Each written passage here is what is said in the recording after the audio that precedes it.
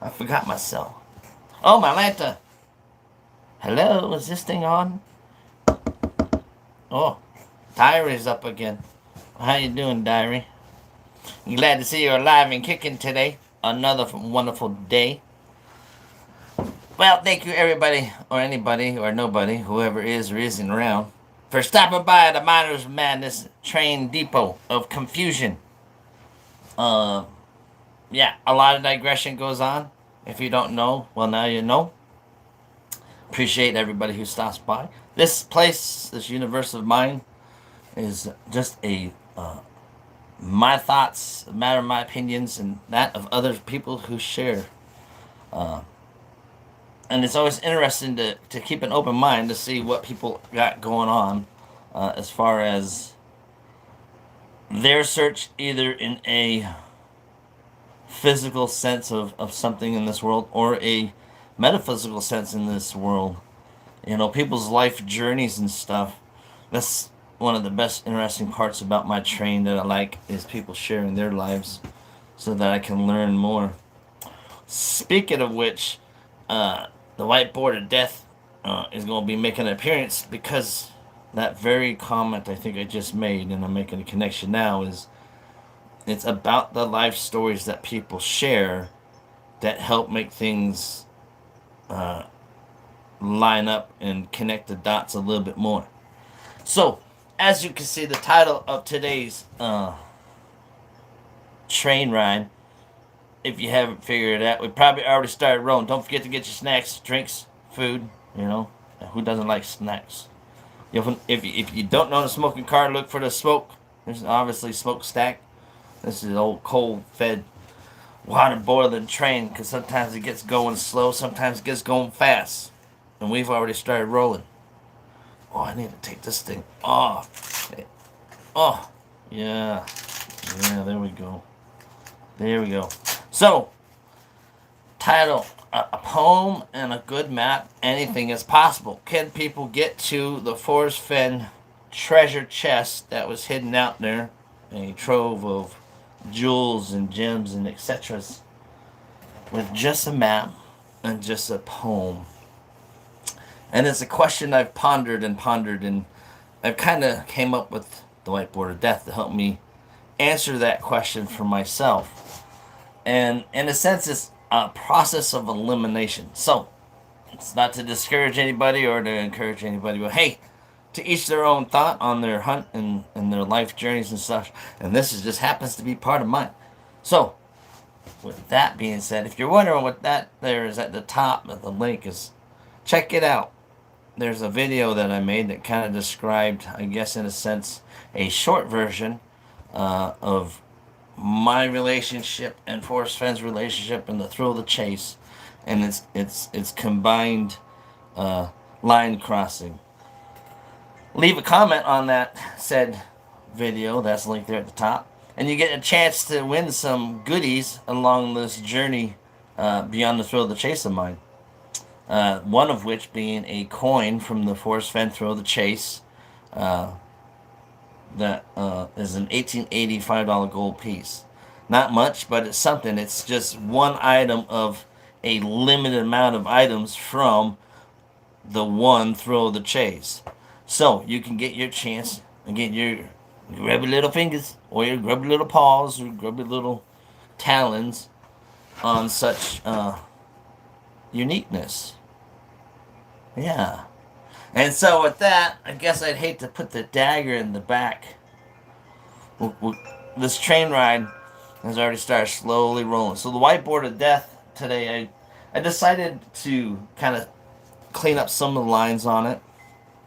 Kind of add a few things on there so that as I, instead of just like writing it down and having my own dead air, I can just kind of explain why I added what I added and why I changed what I changed, because this is for all those universes that are like a finite, I guess, a yes no type situation or a yes no question, you know, a yes no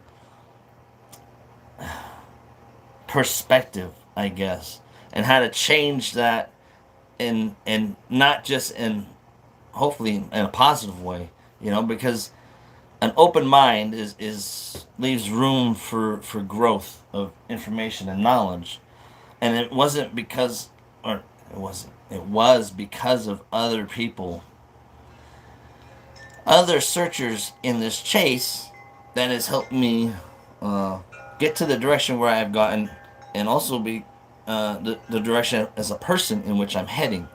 So I'd like to thank all you people that I know out there or don't know for making a positive influence on my life. I appreciate it. And that is one of the main reasons why, hence some of that stuff going back out there from that video, like silver and some silver coins and some old Spanish cob coins and stuff like that. Um, Giving back to the search community and people like that, because it's an inspiration that other searchers have inspired in me. So, da da da da, the whiteboard of death. Now, who doesn't like a nice whiteboard, right? You guys, do you guys like a nice whiteboard? Probably not, but this one. So, those of you who may or may not have seen like last week's or yesterday's or whenever I came on last, season 2 is about going over the Forrest Fenn Thrill the Chase, the poem, the book, and how this searcher got to where he was searching, which happened to be within a few hundred feet of where said such chest was supposedly located or retrieved or found at. And thus, through my trials and tribulations and those of other searchers, which purple is other searchers as well as all other information. So I kind of tidied this board up a little bit. So I guess to kind of keep it simple, it says keep it simple, stupid. That's what my daddy always said to me. So it made me have to try to think smart so I didn't have to work so much harder. But I always worked harder anyways, because, sometimes you just have to work the hard way to find, positive things. So by keeping the thrill of the chase, the adventure that there is of finding either a chest or information or people's histories and knowledge, I had to keep it simple. I kind of broke it down to a few numbers. One being a chest, which is, who doesn't like a nice reward for an activity or an action that they do? And boy, $1 million worth of gold, jewels, and gems and whatnots inside of a box that supposedly is easy to find, or not so easy, maybe not supposedly, but to find, would be an interesting adventure. Who wouldn't want to bite onto that apple? I know if you put a golden kiwi, golden kiwi, you get a golden kiwi, if you put a golden apple in front of kiwi and kiwi starts eating it, I get me a golden bird, and then a golden bird start laying some golden eggs. Ooh, not a bad idea. So if anybody gets hungry, I'll start serving golden eggs out there. Grow little golden kiwi peeps. Huh? So keeping this simple. 1, the chest, a lure, something to get you off of your butt to get out there and start living life or experiencing it. In more ways than one. 2, just the poem. So apparently you can find the chest with just the poem. So number 2 makes it easy, right? Keeping it simple. 3, well, you need a map to go with a poem, right? Keeping it simple to find a chest. Number 4, which I think 4 kind of gets lost. Like Forrest Fenn, I think, had a saying, if you're looking for gold, you've gone too far. So, I mean, in a sense, for that order, the chest, the poem, the map, I think people have kind of gone too far, but they haven't gone far enough, because the TTOTC, which I have TTOTC times 3, which is the 3 books, a lifeline of stories. You got, and the first TTOTC is your meat and potatoes of the life stew that is Forrest Fenn. The not far but too far to walk would be the the the fruits and vegetables and seasonings and whatnots inside your the stew that is Forrest Fenn. And I think I didn't get into once upon a while because I was dedicated to the spot that I was searching and the area in which I stretched out from there. Um, and this explains how I got there and why through a process of elimination by keeping it kind of simple in a sense. Now I don't even know why I'm talking to myself about this anyhow, but I was just sitting here listening to a song, and then it's like, oh, I should just go live and write on my whiteboard some more and talk to myself and try to figure out why myself would think that I'm on uh, a good path or better direction on trying to solve a solution to this problem. But so there's three circles up here. If you miss, F is blue for Forrest Fenn. We got green, which is Mwa, and then A, which is all other sources to include media, social media, the internets, books, searchers, people. Now this is information or knowledge that a person would need or should acquire or try to acquire if possible to have your best chances at a positive outcome using both good and bad information and discerning the best. So in the box, the main purpose in the box, keeping it in the box for me, of course I got the map, TTOC, chest, and then the poem. And there's an order in which I think people in general were looking for uh, the chest in general and how they were doing it.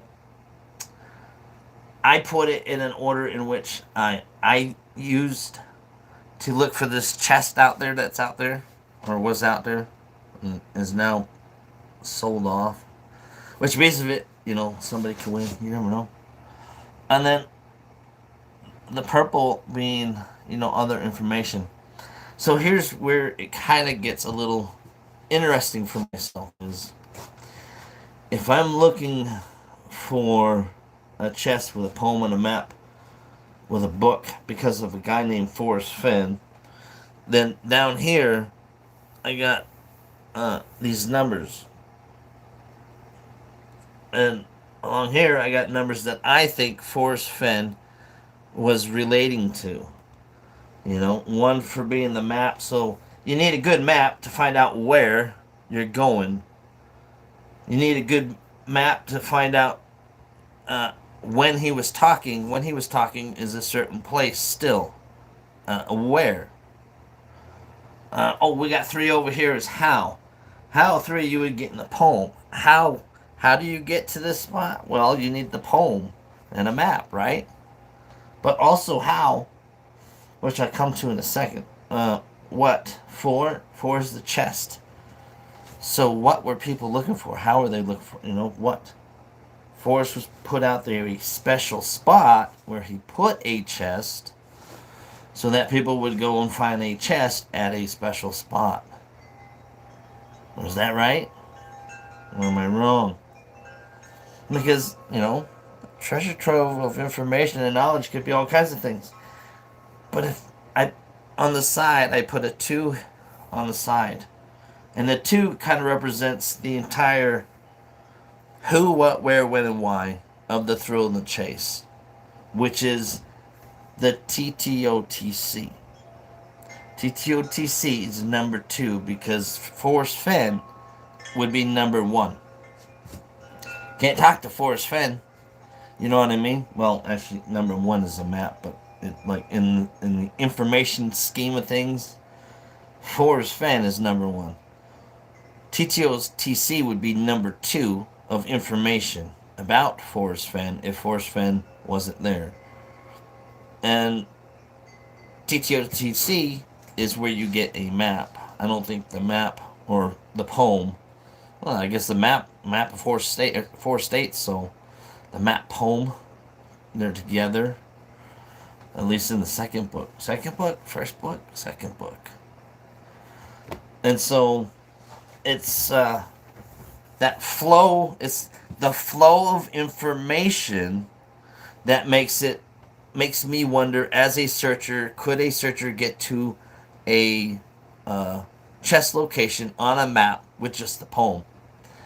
And I would almost have to say, so like you see right here, I got some X's with some arrows. That represents um like my search, my start into the Forrest Fenn, and then the flow of information that I was using. These are times and places that people have, purple being all other information, that people have talked about Forrest Fenn or did a documentary about him or did an interview about him, and it's throughout his lifeline. Forrest Fenn has come out and told stories throughout his lifeline. Either A, a little spot right there, before, TTTC, and after, when he's doing interviews and stuff like that, and you got other information and whatnot. So it's the flow of information that makes me wonder: can a person get to a certain spot or location if there's pieces of that flow of information missing? And the biggest one is, if all you have is just the name of a person, then that flow of information about a map, a book, and a chess and a poem would have to cease. So then none of that stuff would exist. Now, okay, say it still exists, right? But I don't see. Now, all you know, and this is why I have right here, under the where, I have the four states, but we still have an X of a special spot, which would represent the chess. Where would it be? Now, you could say Forrest Fenn has been to all of Montana, all of Wyoming, all of Colorado, and all of New Mexico if you didn't have the TTOTC. You could say that because he's shown you a map that has all these four states where supposedly he hid in a certain spot that he has been to. An emphasis, he has been to. The poem came from Forrest Fenn. The chess came from Forrest Fenn. TTOT came from Forrest Fenn. The map came from Forrest Fenn. So in order for me to know anything about any of this, Forrest Fenn is very vital. And the information he shares is very important. Because how can you say that we'll just go with where warm waters halt as being, even in the first stanza of the poem, it says, as I have gone alone in there.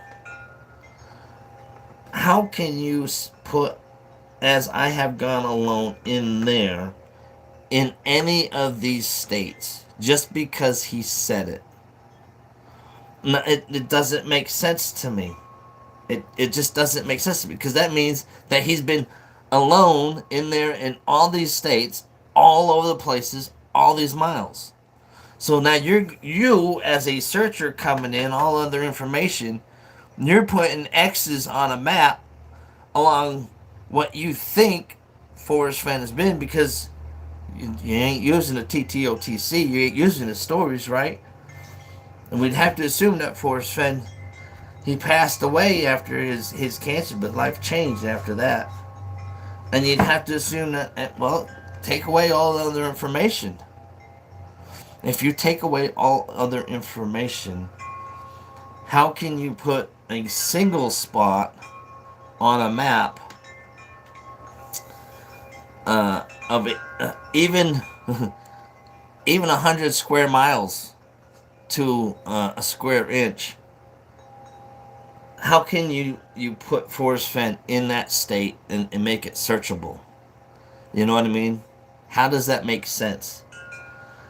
And the only way it makes sense is process of elimination. Now, we've got searchers and the internet and all these other things added on of people where they've gone and searched and have shared their perspectives on why they searched and where they searched and what they found and didn't found. But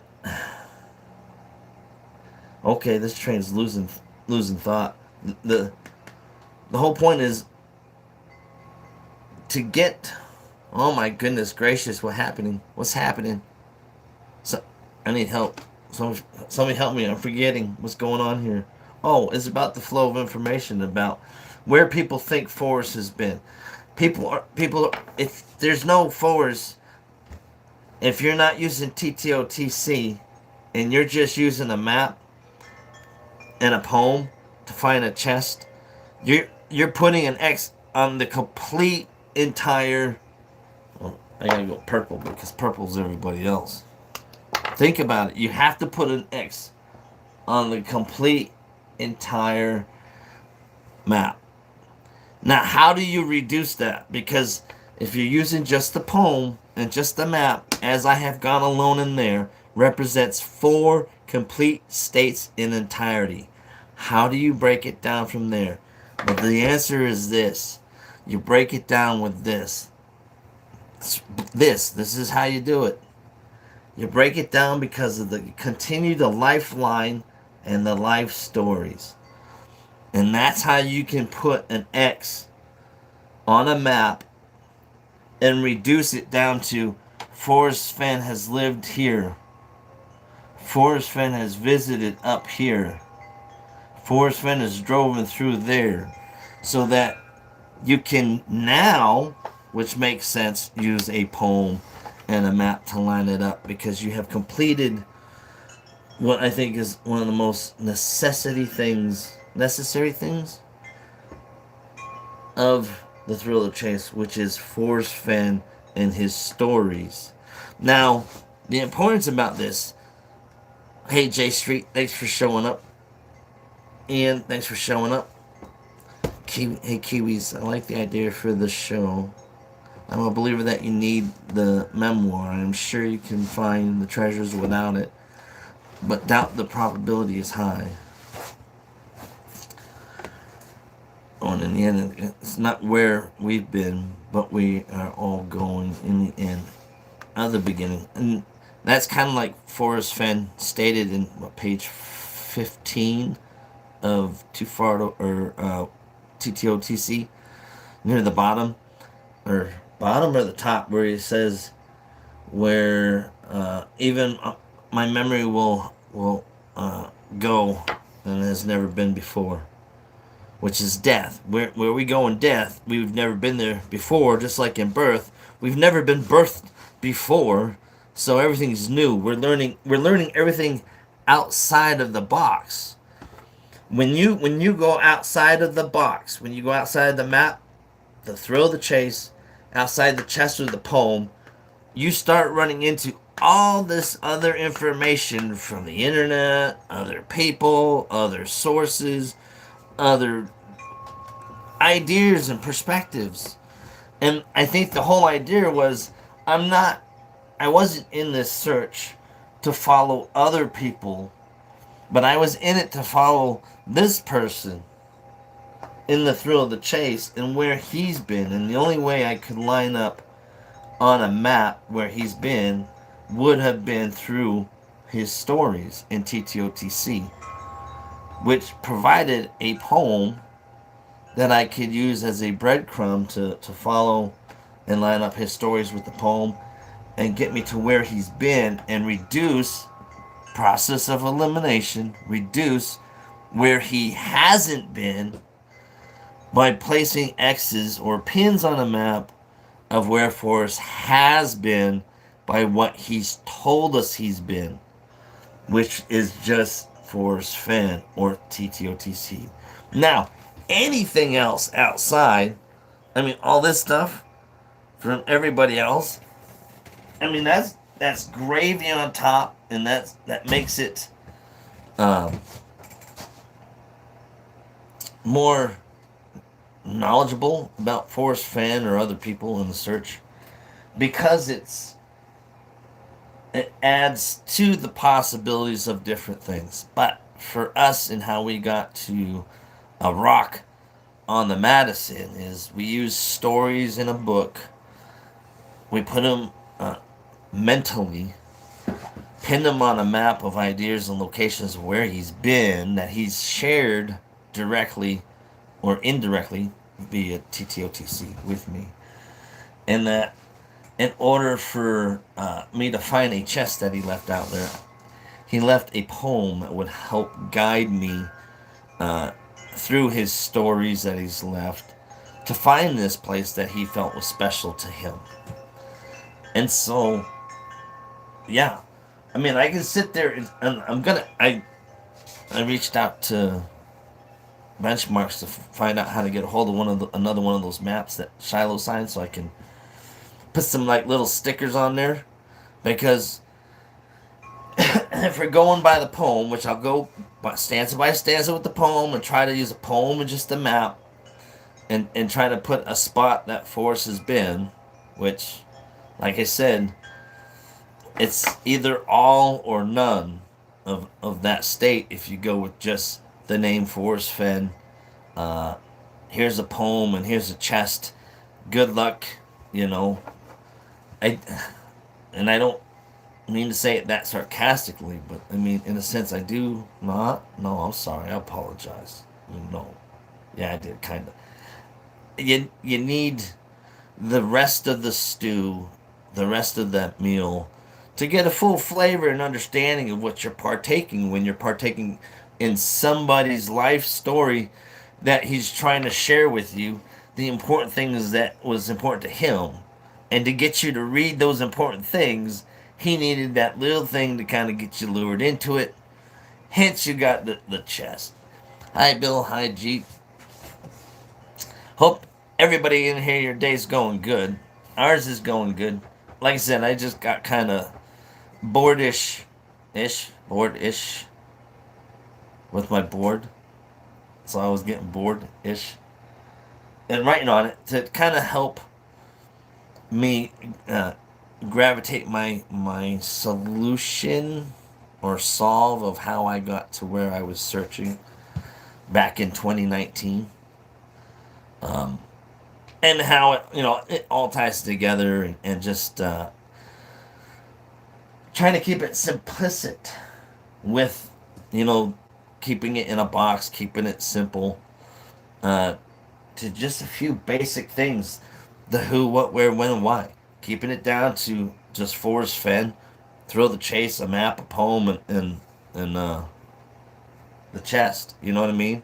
Keeping this, because I could show you, like, I got two whiteboards right here, not these ones right here, but so that's one wall, but on this other wall over here, I got two whiteboards of Forrest Fenn, the thrill of the chase, Project X, dots on states, because that's where searchers were saying throughout different YouTube channels, well, as I call it, the Chase Marketplace, they would sit there and come on and be like, oh, I'm searching in this state, or I'm searching in this state. So I'd put those dots, and Wyoming and Colorado had some of the most dots. Montana had a few dots, and I'm not sure about the New Mexico, but, I arced and drew a line of Forrest Fenn's, was it his or mine? Life story-ish. But, so I'm trying to simplify my train of thought to just an engine and a caboose, so I don't have to think about it too much anymore, but still have fun in it, Because if I have an engine and a caboose of the Forrest Fenn and how it helped shape my life and how it helped contribute to a different way of thinking and perspective on looking at life, then it would be a shame of me not to share that. You know what I mean? Because from 2019 to present, Forrest Fenn entered my life at a particular age. I mean, Jesus had 40 days in uh, the desert to fight evil or whatever. There's some story similar like that. Can't quote me because I don't like to be quoted, but you can quote me anyway. But I'm probably wrong. But I I turned 40 around 2019 ish. I was 78 September, blah blah blah. I don't know, somewhere around there. I was 40 ish, 41, 39, somewhere. And so, not realizing 3 days to the weekend, or 3 days to sunrise, as I was leaving my house, there was uh, a fuel truck in front of me that had the transformer sign right there on the back of it. So I took a picture of it, not realizing that it was signifying, and this is serendipitous or however else you want to put it, but there was a moment in time that was significant. There was a change coming in my life that I was unaware of. And so there was a period of things that had happened, and the thrill of the chase just happens to be a big part of that chunk of my story. I mean, 2019 to present. I mean, it's what, 4 years or so. I'm bad at math. 5? I don't know. 2019 to present. 4, 3, 2, 1. What else we got going on here? Oh, I like it when people sit there and yammer to each other. Do ask that you keep it calm and polite inside the chat cars on this train ride. I don't have the power to boot people, but I'll figure it out if I need to. But so far, so good. I haven't had a problem. So, yeah. I mean, can a person get to a chest, a physical place, trying to think metaphysically where a person has been without knowing anything about them? Just a poem with specific words that you obviously would have to learn if you don't know them, or learn better if there's more than one meaning. So I mean, I kind of that's kind of maybe a given, but then does that start to become, not specialized knowledge? But anyhow, yeah. So for me, I needed more, and the only way I see that more coming was by connecting the dots per se, and getting things back into a box of simplicity of what tools do I need to try to solve this problem, which happened to be just, TTOTC, looking for a chest and a map and poem. And so through the next several shows and beyond, apparently, I don't know if it was book discussions or not, or people doing book discussions. I mean, I'll hop on a bandwagon whenever there's a good bandwagon, and if book discussions and whatnot is a good bandwagon to jump on, I'm gonna have to jump on that bandwagon, because good Western stories are always good. You know what I mean? There's a treasure hunt I'm looking for down there in Portneuf. Uh, oh yeah, it was a 1916. It's like one of the last stagecoach robberies. You go down there and get some permission and hunt that creek down there, see what's out there. Because if you didn't know, I mean, most of the time they would sit there and open up the caches like not too far from where they were robbing them stagecoaches. But yeah, what else are we talking about today? Yeah, I'm just, I hope everybody's day is going good. At the very least, the weather. Um, Conversation things is like keeping it simple. Weather is always a good thing. If the poem did not change you or your life for the better, then in my opinion, you did not understand it correctly. You know? And I would hope that right there, what J Street said, helps people. Because I would agree with that. You know what I mean?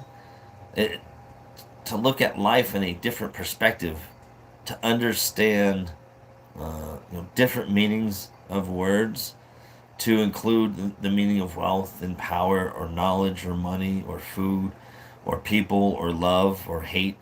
I mean, to understand these different things on a different perspective, you know, imagination is a wonderful, powerful tool. Somebody found Moses with lush blue spruce forests in the Rocky Mountains down in a canyon. Nice. Atlantis. Now, Atlantis is a good place to try to find. That'd be interesting. Oh yeah. The thing is so I kind of gave like my I wasn't trying to be negative in my talk, so to speak, but is it possible that a person can get to the chest and with just a poem and a map? I almost have to be negative and say I don't think so, but I mean it in a positive way. I really do. But I think the importance is, and this is, see, this is why I like my whiteboard, and this is what's important about knowing Forrest Fenn's birth.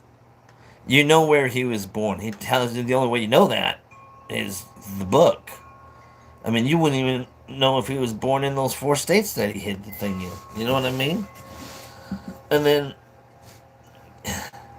there's different places that he's been interviewed for this or that. Things have happened in his life that are significant, that he's telling certain stories, about his life.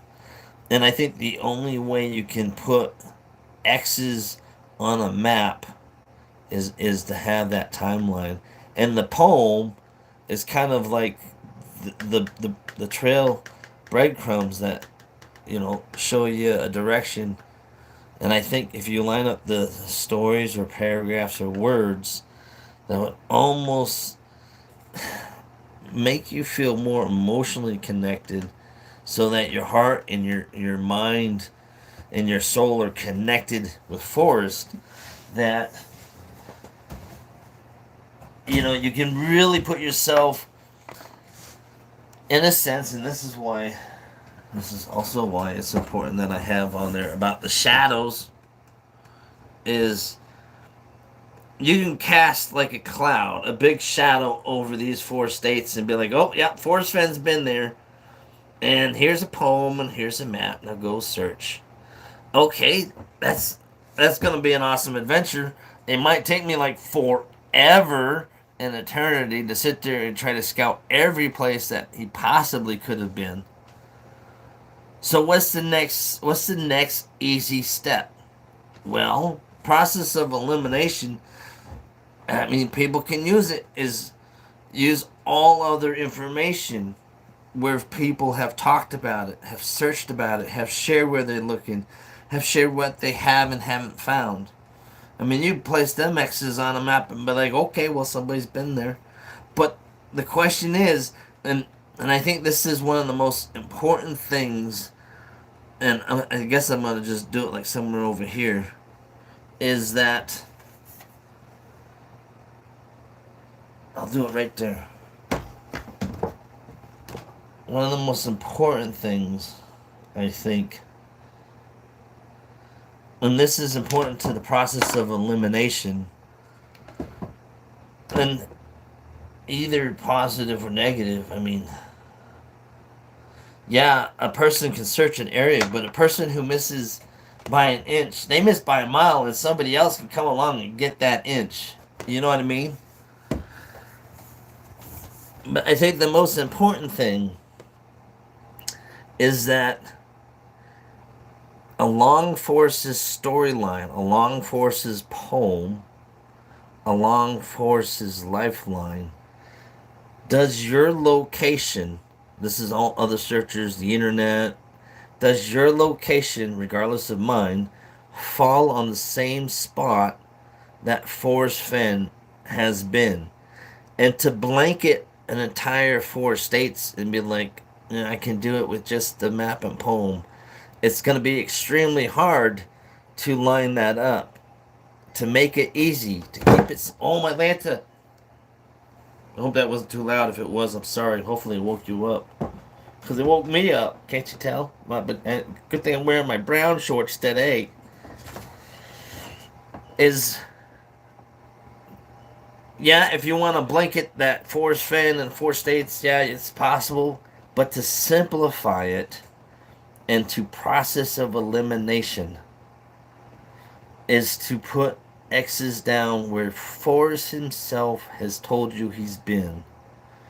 And the only way, besides the poem of him telling you where he's been, is how you even got the poem in the first place, which would be through TTOTC.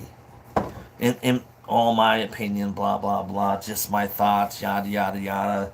Welcome to my universe, ha, ha, ha, but I mean, because when I go to pin these stanzas on a map, it's going to be kind of hard for me, and not hard because it's almost a blanket and non-blanket yes no situation.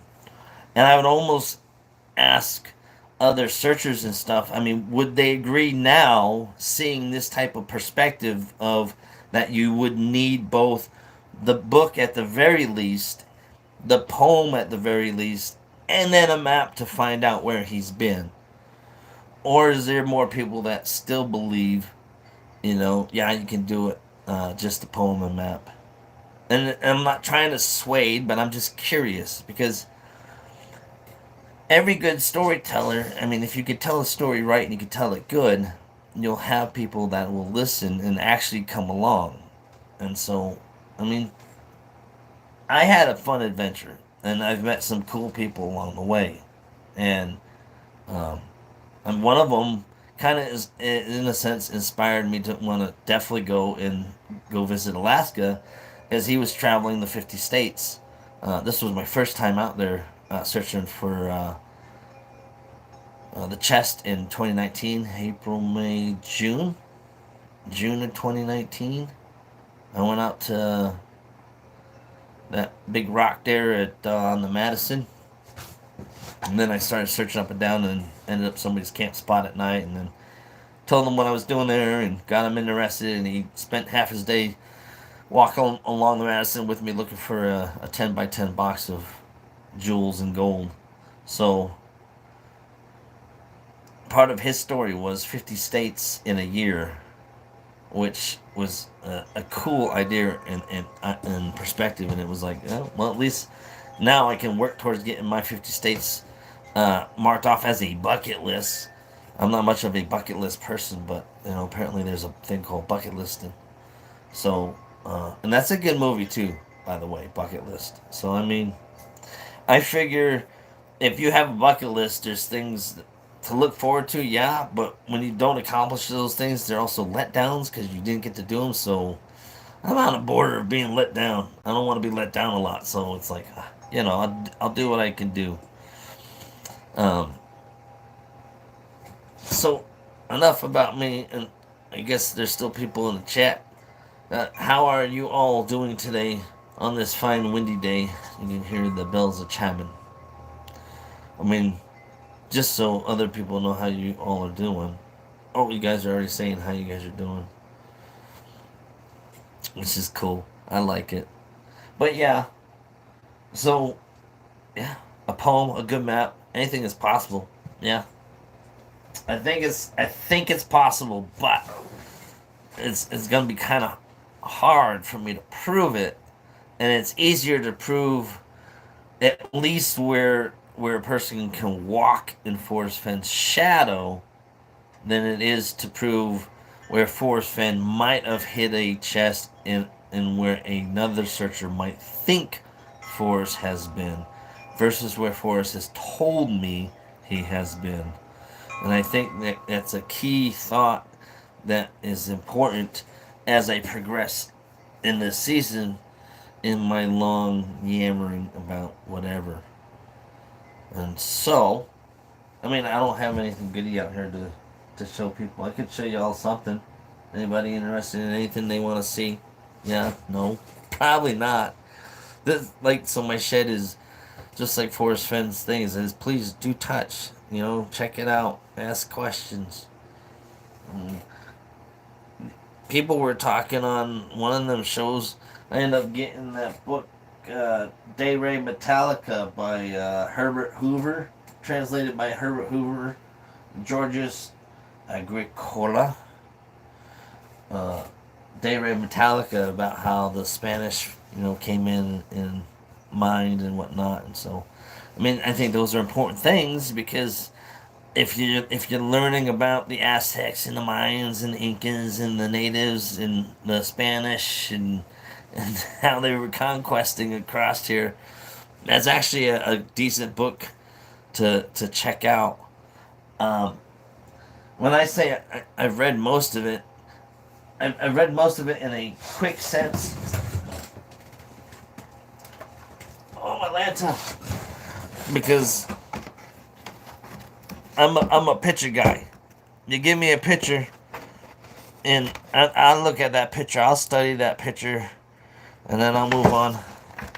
Yeah, we got some more pictures. I'll look at pictures. I like pictures. You give me words like this, though, I ain't reading that crap. I'm sorry. I'm not going to sit here and try to imagine what somebody's talking about. My head don't work that way. I'm a hands-on type of person. Oh, coming up to some pictures. If you give me some pictures, man, I'll study that picture. I might read some of what they're talking about just to learn more about what they're doing. But I mean, it's interesting, and that's one of the reasons why I'm trying to train Kiwi to search for gold, is because as gold emits and gathers up heat with the quartz more, it melts the snow off, and as the Spanish were conquesting and searching for their gold, they would search for the spots along the hillsides and stuff where the snow was melted first prior to where it wasn't. Aspens, great aspens.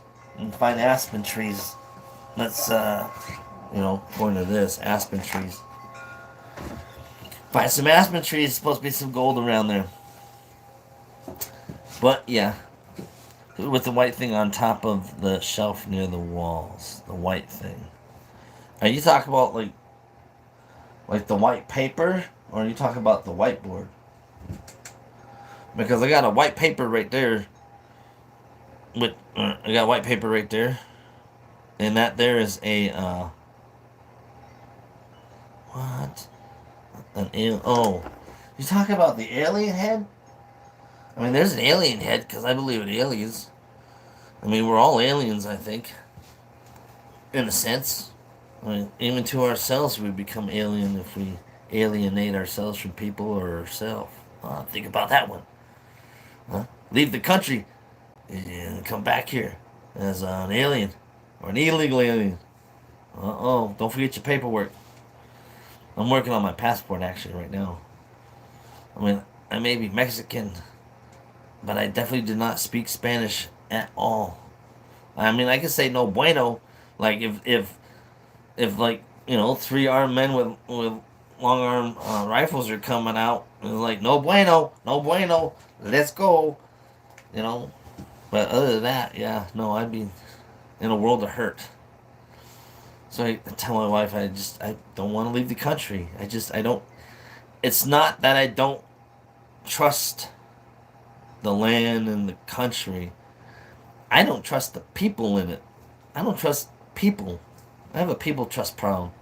It's one of my major PTSD things. And yeah, no, it's hard to be, it's hard to find trustworthy people. And I think as part of the Chase marketplace, as I yammer on about this whole thing, seeing how this train totally digressed from a poem and a good map, and just I have no idea what I'm even talking about. I don't even know why I'm live. I really don't. I don't even know why I'm on here anymore. I don't. I said my piece about that, I think. But YouTube channels and people's Facebooks, I mean, those are windows or mirrors into people's lifestyles, their life. who they are, how they act, the things they say. I mean, one of the things my dad would always say: don't do anything you don't want to see printed in the newspaper. Oh, I got to sneeze. Hold on. Oh, my head almost definitely, like my whole spine. Like I feel my whole spine just go. Oh, it looks so funny when I sit there and hold the sneeze in. Anybody? Anybody? Anybody? Bless you. Well, thank you very much for saying bless you. We don't hear it enough anymore. So I gotta say it myself to myself. And you walk around grocery stores, restaurants, anything, somebody sneezes, everybody's like, oh my god, they're sneezing. Let's get away. I say, well, bless you. Bless you. I'm trying to teach Kiwi to say bless you. Just because people don't say it enough. Oh, thank you very much. Appreciate it. I have been blessed, and part of my blessings, I'm trying to pass it on. Pay it forward, so to speak. Oh, what? Is Forrest Fenn's dog in New Yorker documentary? I don't know. Dog. Dog? Dog. Allergies. I'm allergic to kiwi. That's my story, and I'm sticking to it. I'm probably allergic to other things, too. Things I shouldn't be doing or should be doing. I don't know. Oh, yeah. That one, too. But, yeah. It's, as I go along, I'll probably add more marks to this whiteboard because I think it's imperative to. I mean, I don't know how I'm gonna fit the stanzas on here, but I'll find out a way. I'll do numbers. I'll do a number system. I'll write it down there, like you know what I mean. Like put the stanzas down here or something. Because how do you relate a who, what, where, when, and why of Forrest Fenn from just a name to a poem and then to a map, and then when I have attempted to do that, I'll carry on with some more live nonsense YouTube yammering to myself for no reason. Did that question get answered about the white thing? I don't even know. I missed it. See what happens? I get sidetracked very easy. White thing on top of the shelf nearest wall. Oh, yeah, so, yeah. Yeah. Yeah, an alien head. Because, and, so here, alright, ready? Some UFO stuff. And you can take this with a grain of salt, and that's okay, but I believe, some people might agree, maybe even street a little bit, on what I'm about to say. So I was a jet engine mechanic or an aerospace propulsion mechanic, a jet engine mechanic for the F-15s and F-16s in the Air Force. Now, having to learn aerospace propulsion, how things move and work and operate in the air and in space, etc. To understand those mechanics, and then you're seeing things that defy those mechanics on a conventional learned basis is like, wow. But on the other side of learning more things and information, I believe that some of the things, if not all in a sense, like some of the harder things that we see, I think they're using some type of magnetic field that is vibrating their craft within a certain frequency, which is either equal to or lesser than the frequencies or vibrations of the molecules in the air, or water, or I guess gravity that's around them, so that they're easily able to flow through with ease, versus if water is vibrating at this frequency and your ship is vibrating at this kind of frequency, you're not going to pass through very easily. But if you can make it where your ship is vibrating with the same ease as the atoms and molecules surrounding that craft, then it should be able to flow easily. So sound and vibration with magnetic energy and stuff, just that my train of thought on the that's the direction I'm going. I mean, it makes sense for me when you learn about these kinds of different things. I mean, about how atoms work and sounds and vibrations and whatnots. It's easier to just sit there and say sound and vibration, even though there's a lot of things to sound and vibrations, frequencies and wavelengths and light wavelengths and how things are materialized and they're not really materialized. Everything's just magnetically atoms magnetically retracting or repelling each other to be able to form the substances and hard substances to include us as beings is just an amazing, weird, crazy thing if you think about it. That everything you experience, I mean, even to, oh, yeah, so I got my pins ready for a map. So when I get some maps, I'm going to start putting pins on the map. When I start going over the thrill of the chase, reading the book. But so that, in its sense, I've made marks in my thrill of the chase when I got it, back when. And so everything that's highlighted and marked in there is stuff from my search up until it was found. Once the chest was found, there was no need for me to mark in this book anymore, you know what I mean? The story's already out there. But I still had my story of how I got from point A to point Z and missed, by that close. A couple hundred feet. There's a lot of people that missed by a couple hundred feet. If that's the way it was.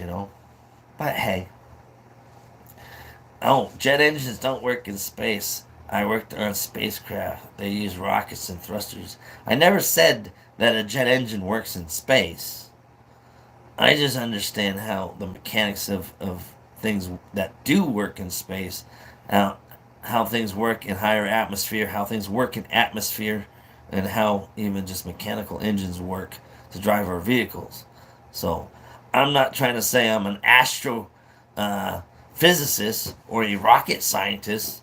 All I said was I was a aerospace propulsion mechanic, and I had to learn about these different things. So, but I do appreciate you letting me know that most of it's using thrusters and stuff like that, and then they go into the plasma beam thrusters and ion thrusters and all other types of maybe even sound thrusters. Oh, kind of like sound and vibration to move. Huh. Yeah, but I could be wrong, and I usually am. No, Ford built spacecraft. No, I do now, if that's the case. If you're saying that spacecraft were built by Ford, it's always interesting. Oh, speaking of building spacecrafts and whatnot, is seeing as how anybody, if there's a, so this is a side cart of worth nothingness. But if you do stocks, I would put money in stocks in a sense towards medical industries. Unfortunately, because big pharma is just that big, and people need to live and survive, and big pharma likes to keep people on the cusp of living just long enough to milk them for all they got. But also into water manufacturing companies such as like Northrop Grumman, Raytheon, Boeing, etc.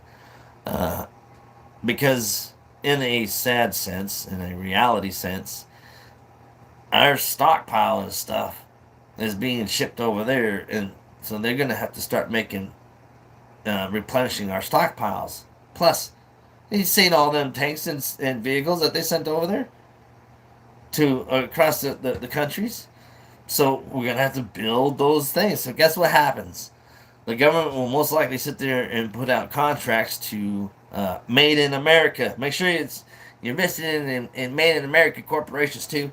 That's why I said some of them other ones, Raytheon and Northrop Grumman and uh, Boeing and whatnot, is they're gonna get awarded the guaranteed contract from the military to build all these other replenishing stocks, and so their stocks are gonna go up, in my opinion. But I'm not a stockbroker or anything like that, and I wouldn't know. But I'm just paying attention to the whole big scheme of things on life and the way currency and people have been used and manipulated throughout the centuries. Uh, in my learning of the evolution of communication, as I like to call it, and so medical and military are two things to to invest in, because with both, uh, there's positive and negative, but there's money to be had. Have you ever seen that movie Lord of War? Nicolas Cage thinks in it. Yep. People got to make money, you know. Hi, you people. Hi, you Luli. Thank you guys for stopping by. I hope you're enjoying this conversation with myself. And this conversation has no direction, and I have no idea what I'm talking about. Of course, that's usually just the way it rolls. And it's kind of hard to, maybe not hard, but to, you know, not communicate with chat, but communicate with chat. But I don't want chat to think I'm not communicating with chat. You know what I mean? But it's interesting when people share information about history and about their knowledge. Now that's the kind of stuff I like to see floating around on that chat board. You know, it's always interesting. And I think Forrest Fenn had quite a few interesting stories.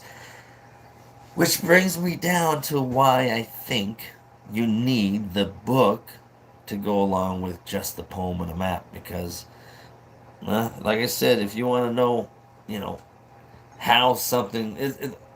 I was just thinking about it the other night. I was like, it's almost like going to the grocery store or marketplace and getting a cake. And the cake's the chest. Getting a vehicle, going in the marketplace, that's the poem, you know?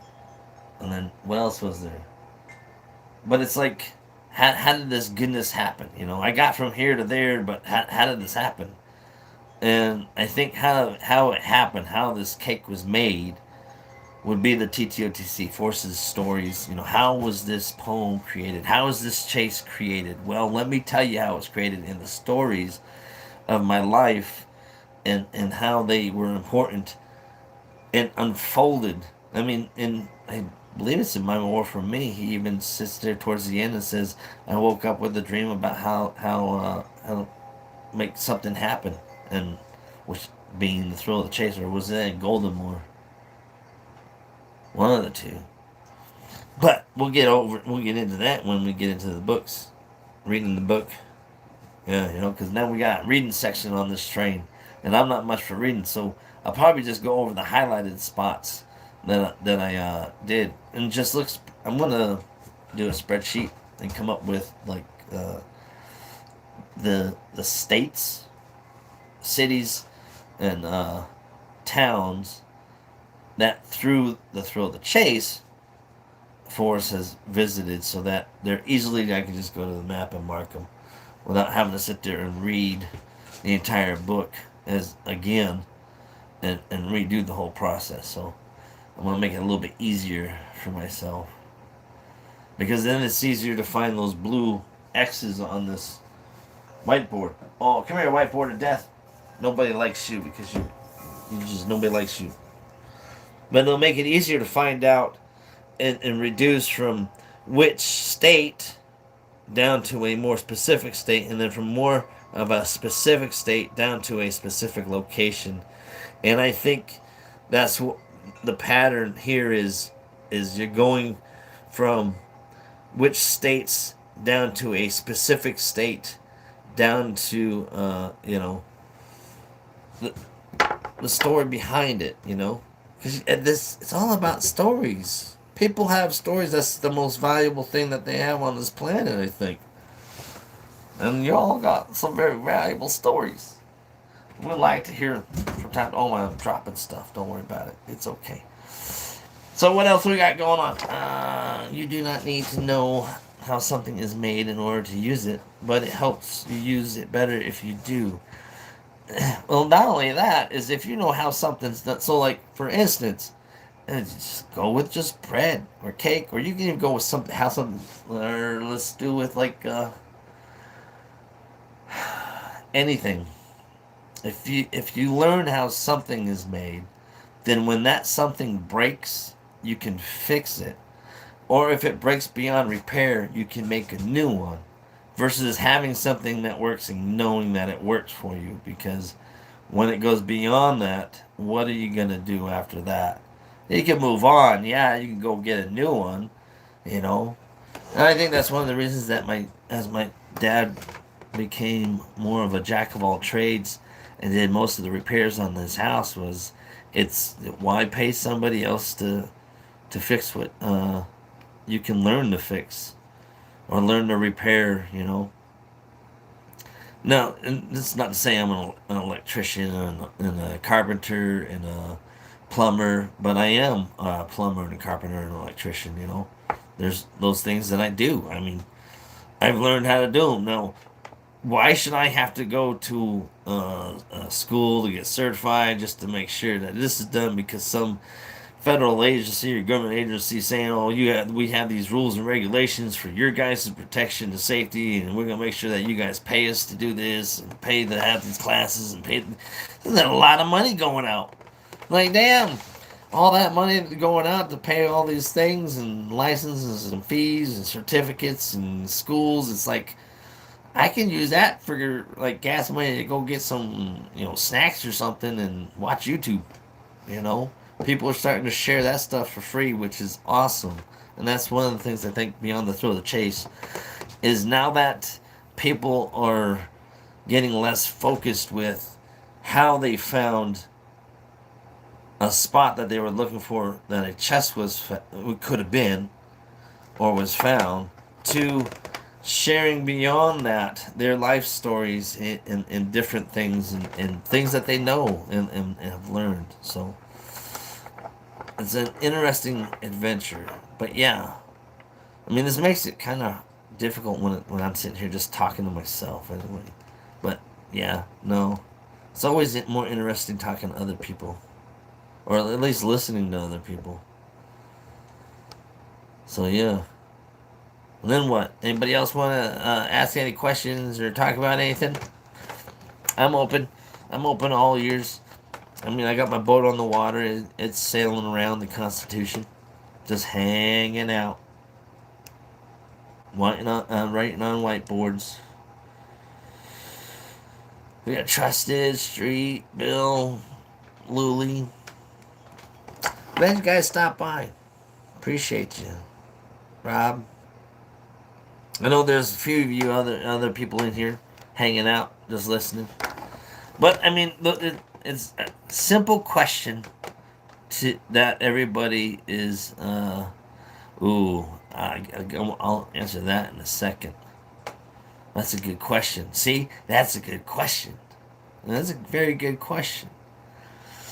I think. Oh well, I was about to say is I think, and I'm not trying to be negative or positive, but just trying to be in between and find out the balance between an emotional connection and an emotional connection to Forrest Fenn and where he would have hit a spot and the methods on how to get there. And that's what I'm just trying to share or reshare, I guess, should I say. I've already shared some of my information back when I started the YouTube channel up. So I guess I'm resharing it again. So I'm regurgitating my own information to myself for a third time, so I definitely have a better video diary of the entire situation. So I like that. It serves a good purpose. Oh, planning any adventures. Ballast in the light and relocate its replacement. Well, hopefully you can find the correct ballast. Hopefully you got one hanging out, a spare one. Yeah, just don't forget to turn off the light switch at the very least. I know them ballasts are fun. And what are you, is it for circle fluorescent tubes or long tubes? Maybe a garage. Probably in like a garage or a shed or something, huh? Yeah, where would I mean? Which ballast are you replacing for which lights? Or am I wrong in which ballast? Because then you could be talking about uh, a ballast in a light boat, so that you can make the boat lighter by replacing the ballasts in it. I don't know. planning an adventure. So we have a couple camping adventures that we're gonna do. Not sure. Oh, that's right. Oh, I am got a surprise for that. Yeah. So Luli, uh, in the first week of August, there's the function at the junction, which Luli is doing. I'm definitely gonna try to be there with Kiwi. The wife is gonna be down in Utah for a girl's birthday weekend for her niece down there. So there's that. And then, yeah, just doing some mining up there in Idaho City this summer, and then trying to get Russ to. I might head out there to Wyoming, go visit Russ again down there in Thermopolis, and visit him and see how he's doing. I know he can use the company,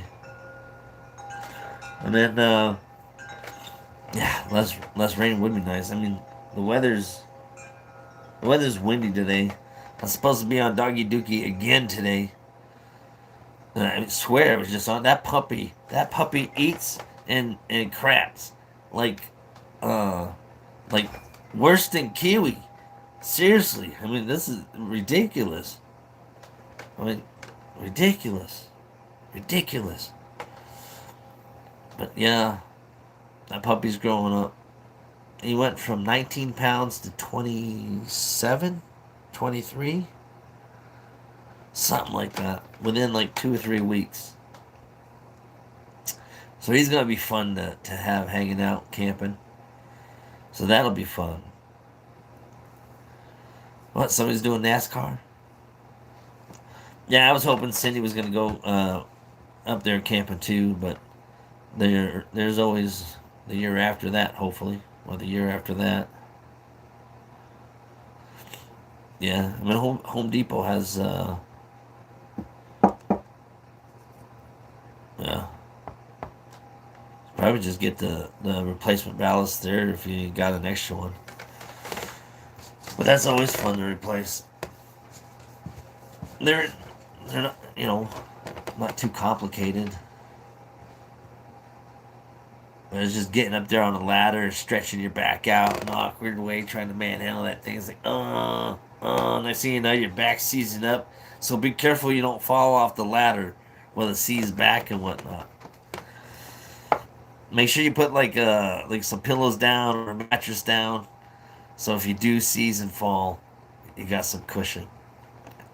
Yeah, it goes for anybody with back problems. It's hard reaching up and doing work above head when you have back problems. It's not very conducive.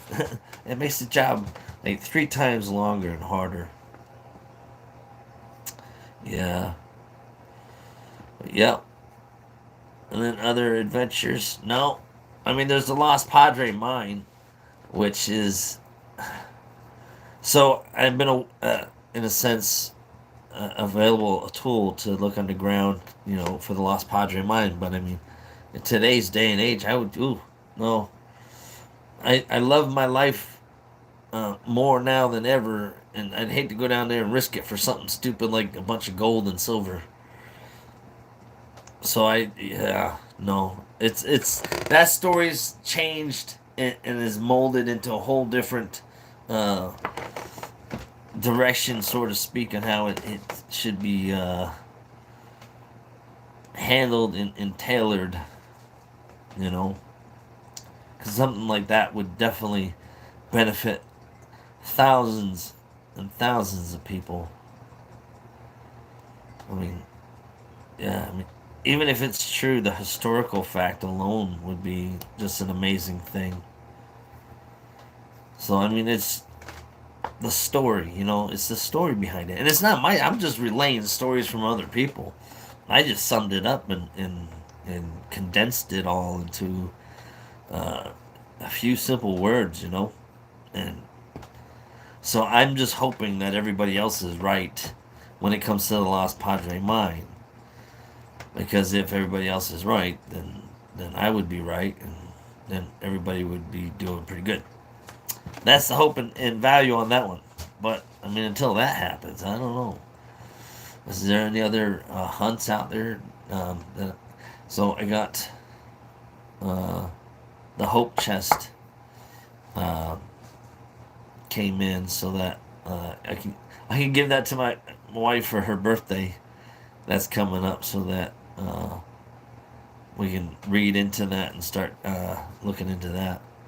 Maybe make some travel plans going out towards the middle of the country. That'd be cool.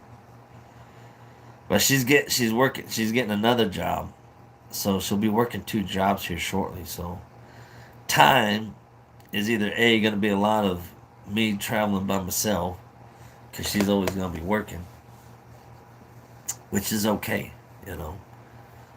We have a loving understanding in our relationship now. I mean, we've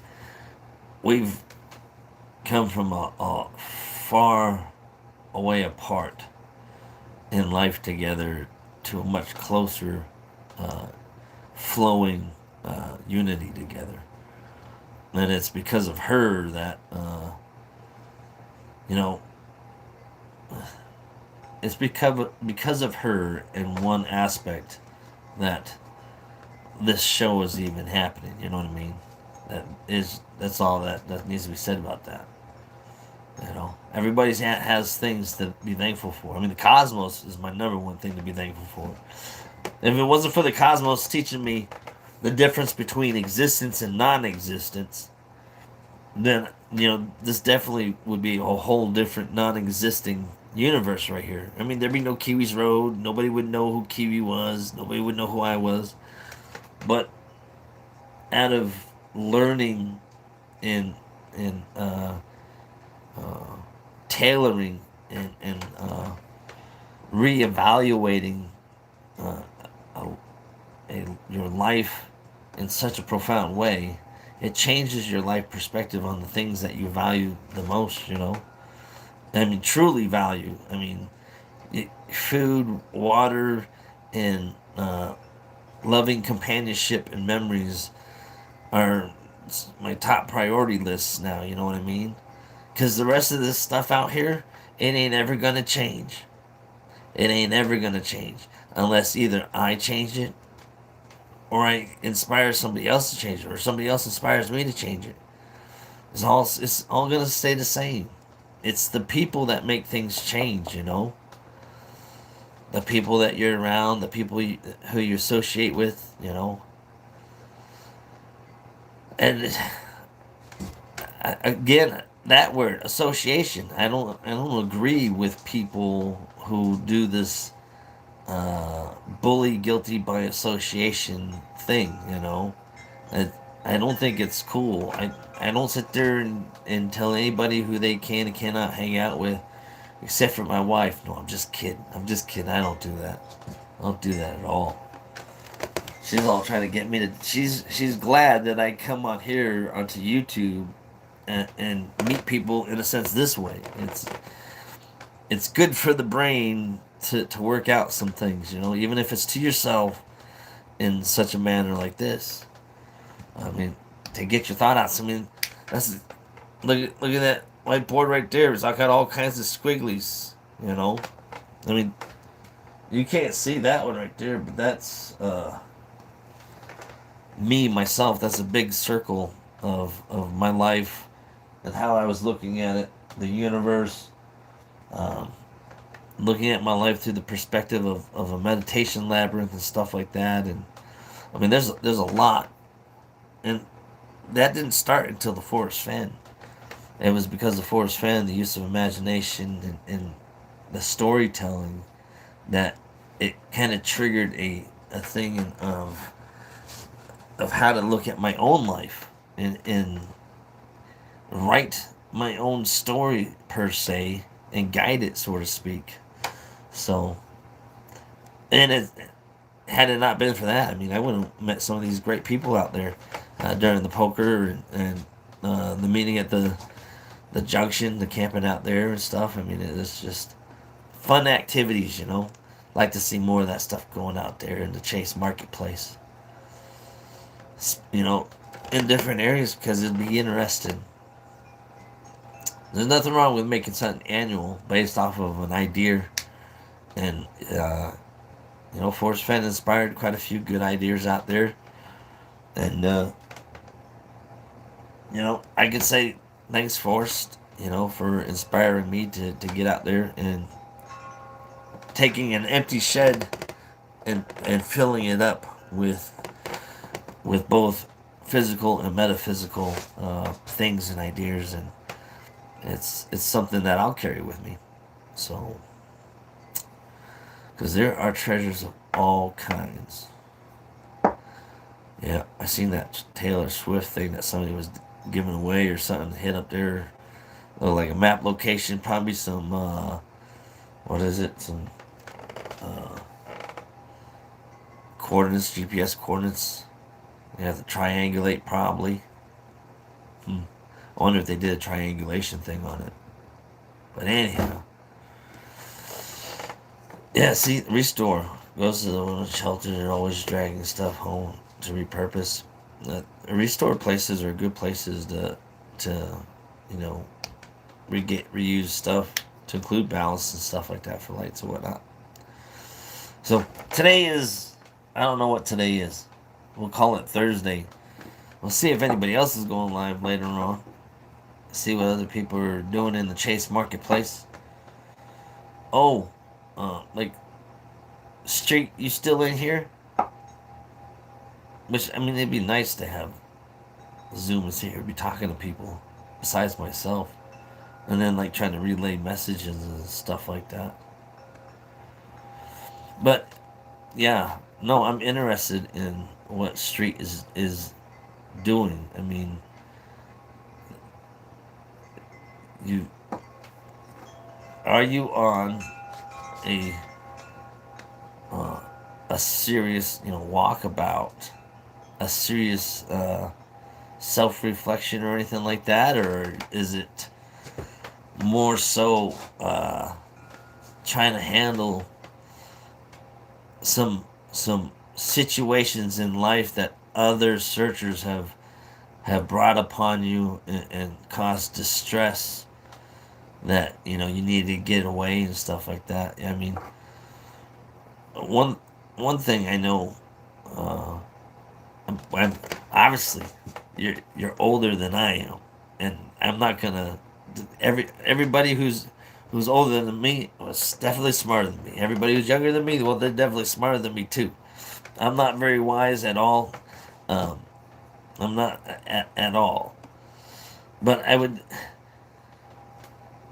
mean, I would consider you to be a very wise person. And you've heard of Alan Watts. You've said you listen to him and stuff like that. And then uh, there's a guy called Sahadguru, which yeah, try to say that or spell it.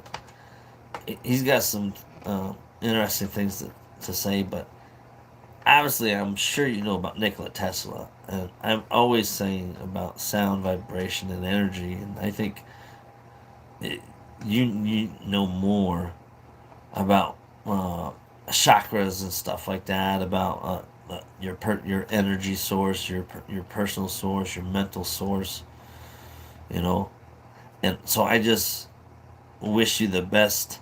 Oh, namaste, namaste, sir.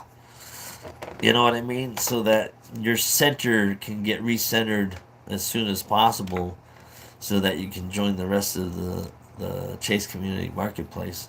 Because we enjoy people's companies, and it's when people are even. So here's another thing. It is. I'm not trying to be, again, not guilty by association. I'm just throwing some advice and words out to another person who happens to be like-minded. I like-minded people. Now, like-minded people say and do negative things. There are plenty of people out there. I say and do negative things. I try not to, and if I do, I hope I can get corrected so I can fix it. But there's people also like-minded that do positive things too. So, I'm not a fence person, and I'm neither left or right. I'm a balanced person, and I like to keep people, balanced in my phase of life and whatnot. And so, like Bill or, uh, you know, Candy or K Pro or Barbara or Street or Troy or Rob or Trusted or Shy Guy or all these other billions of other YouTubers, them are them, and they can be them. If I want to see and be a part of them, I go to their channels, and there's some I go. I like to watch people, but everybody's welcome here, you know. But we try to keep a positive and flow in this water so that I can see everything. And if people come in and start mucking it up, we got to get rid of them, you know. And I'm not saying that's what Street's doing at all. I'm just saying for anybody, because life is seriously way too. I could have a heart attack right now, and you guys can watch it live. Now it ain't funny to joke about it, but it could happen. Life is too short to have enemies and stuff. And some of these things that I've seen on some of these other YouTubers, hey, great for them the way they want to express themselves in their free speech. All power to them. But it's a self-reflection thing, and I think people tend to forget that that's exactly what our bodies are in our actions and our speaking is a self-reflection of what we hold most dear in our mind, our pineal gland, our soul, our person, our essence. And the connection of Facebook and YouTube and these different platforms is an extension of that reflection of who we are. And, you know, I think a lot of people try to reflect more positive than they do negative. Unfortunately, negative things happen. You know, some carry it on more than others, and those are the anchors in our life that we have to cut loose, you know. But, yeah, we enjoy conversations with Street because he gets some good shiny. Yeah, good or bad, you know. Keeping it simple, you know what I mean. If anything, we revert back to the weather. How's the weather going? You know what I mean? Yeah. No, I'm not as smarter than I think. I'm only as smart as the people who teach me and share their information. That that is something that's important because if people didn't share or teach the information that they learned along the way, then nobody would know anything. We'd all be still living in trees and stuff, right? Ooh, ooh, ha, ha, ha. Who's getting wet snow? You getting wet snow right now? Oh, my Lanta, wet snow's the worst snow to shovel. My neighbor, he's like 60 something. His wife's a little bit younger than him. He sold me his four wheelers, so he ended up having a plow, snow plow for the front of it. And so whenever it snows, I go over there and I plow his driveway the best I can. The neighbor next to me, I do his too because he's old too. He's like 70. And then I got another one down at the end. I'll do his. But his melts fast because of the sun, direct sun. But neighbor, his wife passed away, so it's just him. The neighbor across there, his wife is the one that's the brain's not all there physically, so I mean it's interesting learning about other people and other people's situations, their lifestyles, and their family and lifestyles, and even learning about medical conditions and stuff like that because it makes you have to learn and understand your body even more, to your nervous system and stuff, and your muscle control, and learning to read and understand your body is, I think, part of that enlightenment thing. People talk about crazy stuff. Yeah, it makes it way easier. And you know what makes it even way easier when you're using a four wheeler to plow snow is when you got tires that are full of air. I tell you that. But nope, not me. I'll drive around and plow the sidewalks with flat ass tires. Yep. You know why? Because I enjoy not doing anything, to include not getting the air compressor and freezing for an extra 15 minutes airing up them tires. Some people might call that lazy. Not me. It just means I don't want to freeze for 15 minutes. But no, I got to air up tires on the four wheel. It was like two, three tires. Oh, this earpiece is falling out. You know what that means? Let's see if I can knock it out. Ah, there you fell. Which means I don't even know what it'll sound like the sound difference. If it's gonna mess it up now. Who's airing up tires now? I'm not airing up tires now. I'm sitting right here talking to you all, yammering about nothing. Earpieces falling out and stuff.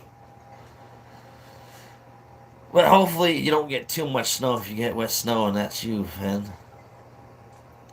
And well, so he didn't charge me for the, or did he? Or did he? I don't think he charged me for the plow, and so it was like, yeah, the deal. Told the wife doesn't know what knows, but between me and him, it's yeah, I'll plow your driveway, for the plow. Make I don't plow my driveway. I just have it so I can plow the sidewalk in front of the house. And I mean, it's not that much, and it's like I know that. Of course, every city, state, HOA, they all have their own rules and regulations and whatnot. So here you're responsible for your sidewalks to make sure that they're icy free and whatnot and taken care of. So there's more people in this neighborhood that work, and so I if there's enough snow out there to warrant firing up the four wheeler and plow, I'll run the four wheeler around our cul-de-sac, and I'll plow the sidewalks, and then I'll do like two or three driveways, and there are specific reasons. So, but yeah, earlier in chat about tires, we were talking about trust. I said I trust in airing down my tires. Oh, so you put less air in your tires when you're driving in snow? Is that what you're saying?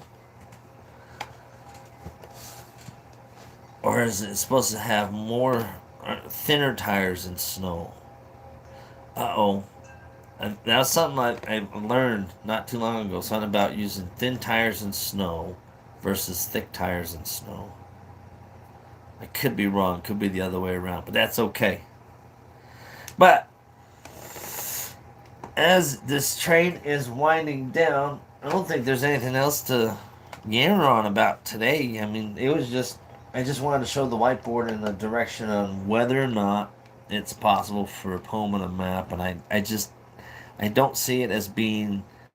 I mean, the possibility is yes, it's possible. There's a chest out there in 4 states that you can find supposedly with a poem.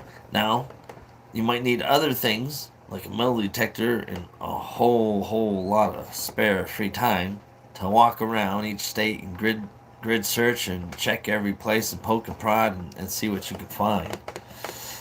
Or through a process of elimination and trying to keep it simple, adding in the thrill of the chase and at least following his shadows to find out where he's been, so you can put some X on a map that give you a little bit more of a search area, consolidate, and you can narrow it down from there. And that's what I'm going to plan on doing as I progress throughout this season 2 of Miners Madness and the craziness that is the Chase Marketplace and the Forrest Fenn Throw of the Chase and this train derailment that is going on. Because that's just how I roll. Crazy, crazy, crazy. I mean, when a person has plenty of time to be crazy, they got crazy things to think and talk about. So, right? Anyway, for forcing you to clear a city sidewalk. Well, how do you feel about city forcing you to clear a city sidewalk? How do I feel about a city forcing you to clear? I would. So if it's part of your property, like your substantial property, I guess it's your responsibility. Now, if the sidewalk is part of the city's and they're saying it's yours, no, I think it should be the city's or municipal, whatever. I think it should be their responsibility to at least help keep it clear or whatnot. I mean, there's stores out there that the property, the sidewalk lays on their property, so the store is required or should keep the sidewalks. And then here's another thing: is in a sense, does it matter? Yes or no? I don't know. Oh my lantern! What happened? What happened? There goes no music. I got music coming through this, which means you probably can't even hear me on this, huh? That's crazy. Can you guys even hear me anymore? Probably not, huh? That's what happens when I start touching my earbuds and stuff. Anybody hear me? Anybody? Yes, no? No? No? No hear the SMA Spaka speaker? Oh, you do hear me. Okay, well thank you. That right there, I just go out and shovel the snow so people are safe no matter what. And that's what I was about to say, Jeep. Thank you for answering that question for Trusted. But I think Trusted would do the same thing anyway, you know what I mean? But if a city, if you're paying for a city, which you're paying taxes and whatnot, if you're paying a city to, do and uphold some standards for the safety of the public, to include plowing the roads and, I don't know, getting out shoveling sidewalks, and maybe that's what they should do. But in general and overall, you would want to make sure that your stuff was safe and shoveled anyway, so that you weren't held liable for anything that were to happen, because you took the most effort to make sure it wouldn't, which I know you would do it anyway. So, but I mean, we have an HOA here. Yeah, no. I mean, my wife built a tree house that is outside and is like a three. It's like a split 3-story, so to speak. It's what, 40 feet in the air, 30 feet up in the air. I mean, I can show you right now, but it'd be all weird, like against, ruckus. But we put tin on the top of the roof. Now you can't. I mean, this is a tree house. You ain't gonna see the roof when it's green out there and stuff. You know what I mean? But HOA come driving by. Oh well, we got here. We got a silver roof up there. Looks like tin. We're gonna write it down, and then we're gonna sit there and tell you that you need to remove it, or we're gonna get lawyers involved. I say, you know what I mean? I just don't agree with that kind of stuff. It's abuse of power. It's abusive of. I mean, you're now invading people's private property and telling them what they can and cannot do, and it's just like they start taking too much control. I don't like them controlling people's. I don't like them at all. Now I understand to have order and conformity. That's better in the whole as well as the individual, but when the few that's in control of what's supposed to be conformity is sitting there conforming ridiculous stuff. I mean, I wonder how many people actually go to their local county assessor's office and look up some of the laws in the books and see how some silly laws are still there. But they were there for a reason, you know what I mean? It just so happens that they're still there. It's like, you would think that the civilization has moved past some of these things, but I don't know. I don't know. City sidewalk is the city's responsibility. In no way should city responsibility be put on an adjoining property owner. I would agree. I would agree with you. If the city owns the sidewalk, then the city is responsible. Especially if that same city's saying you should be responsible because it's your property, but it's not. It's adjacent. So if they're gonna use those, I would use those same words and be like, if you're gonna hold me to these standards of safety for civilians or people, then I would expect you who represent to do the same thing. And I'd send a letter and I'd send it to them and the Attorney General and be like, look, if you're this is your responsibility, your property. You should be maintaining it to keep people safe. Because what's going to happen? Somebody's going to have an accident and they're going to sue you. Why? Because they don't want to flip the bill. They're going to put the burden and ownership onto you, and it's no, that ain't right. No, cool, no, nah, man, no, no. But just so I'm never in that situation, I just get out there and I just plow the sidewalks, or at least shovel it. You know what I mean? But the older you get, the harder it is. And then the next thing you know, they're suing these older people that can't get out there to shovel their sidewalks because somebody slipped on their sidewalk and it's not even their property. Oh my Lanta. Ridiculous. But that's today's society. There's crazier things happening out there that people don't understand or realize. Why? I don't know. Probably like me, I got my eyes too glued on the thrill of the chase and what's going on in the chase marketplace and what people got to say about this and that. And who's doing what and who's not doing what and who's suing who and who's making funny videos of other people and who's making ridiculous videos of other people. And that is, it's interesting to chase marketplace. It gives you a sense of how people are. It's like people watching when you go to a restaurant or a movie or a concert. People watching. People are one of the most interesting species and creatures on this planet or universe I've ever encountered. Of course, I don't counter anything, so my wife taught me how to people watch. And then when she started learning about people and their diagnosing this and that, and then I'm being guinea pigged into her diagnosing and stuff, it's like, wow, really? That's interesting. But it's fun. You know what I mean? It's fun. Good stuff, good karma. Nothing wrong with being curious either. Oh, courteous, being courteous. Definitely be courteous. We like courteous people. The Karen syndrome. I was watching a thing the other day about some Karens. And I don't know. Someone was like, one of them was a little boy was going off to his mom, and it's like, oh, are you serious? Tap on the back of the head or something. I don't know. There are many cities that put people on adjacent property owners via local ordinances. It's an overreach, and I agree with you. And that's and it trails down, man. Shit floats downhill.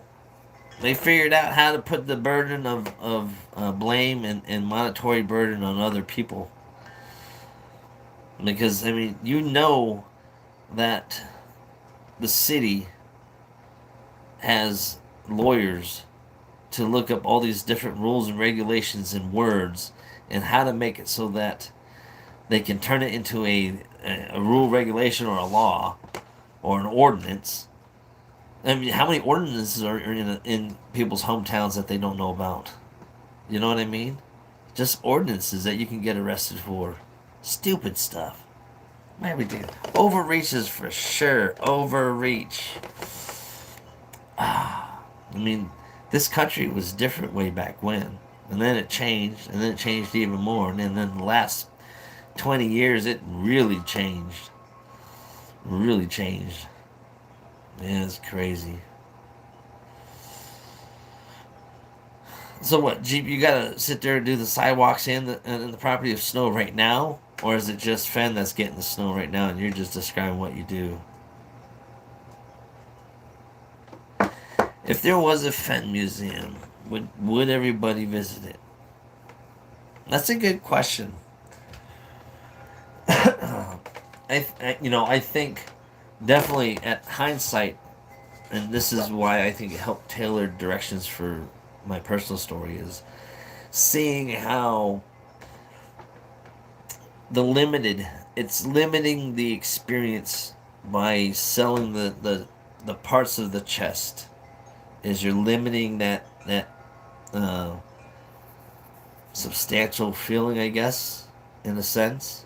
But if you were to sit there and put it up in museums throughout the place and charge people, you make more money that way. To look at it, to touch it, you know what I mean? Let them touch it. Whether you got to stick it in, the security's right there. You know what I mean? And you make more money off it that way. And then more people could sit there and be like, oh, this treasure was hidden out there and somebody found it and then now they're showing it here and we get to touch it, That would have been cool. I think that's a better direction that would have gone and would have been more sustainable throughout the years. You know what I mean? Like I said, somebody was asking that question on something else, and it was I would do.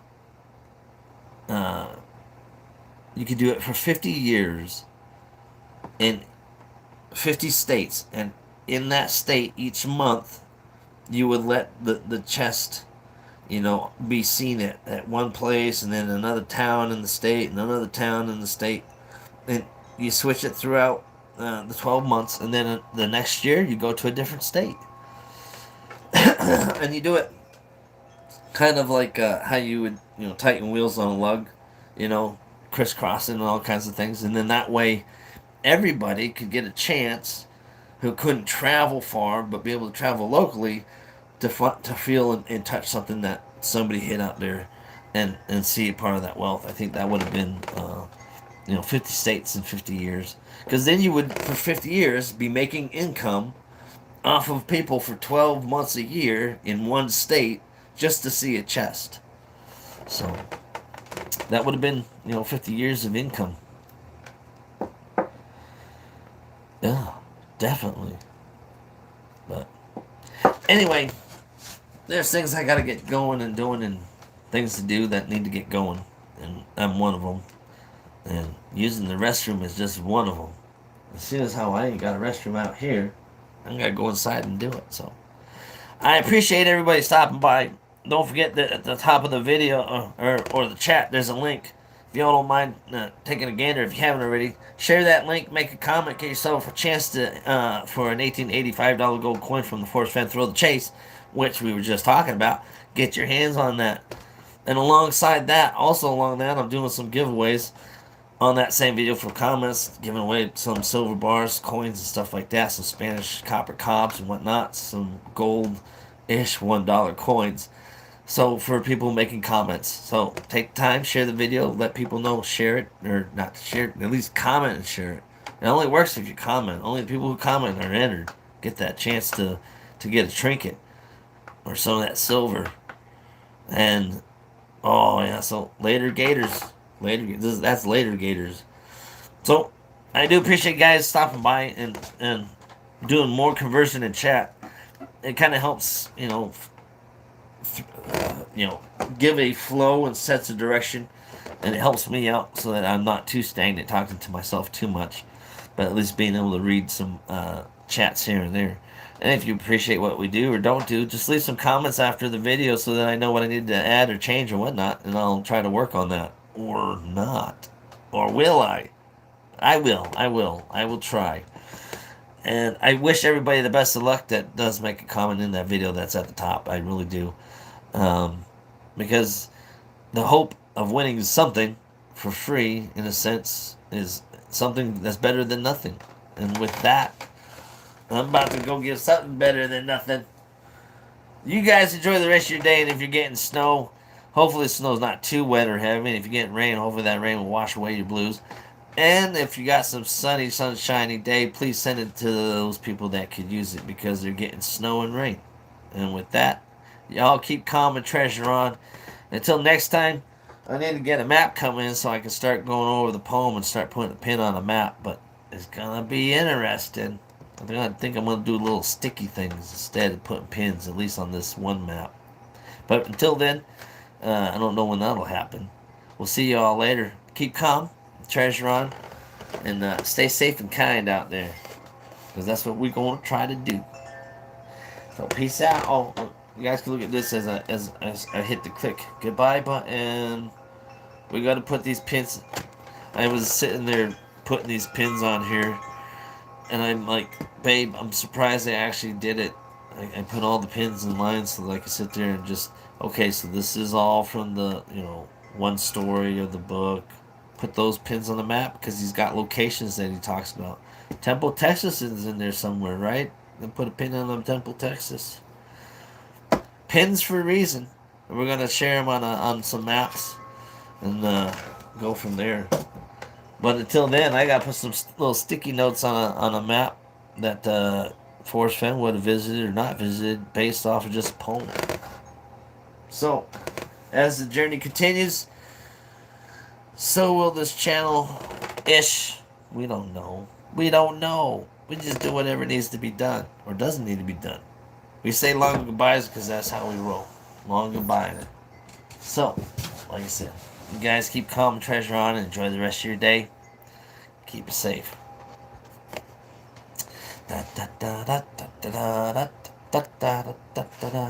Keep hitting the X, but it's not hitting the X, but it's gonna hit the X right now. Poop.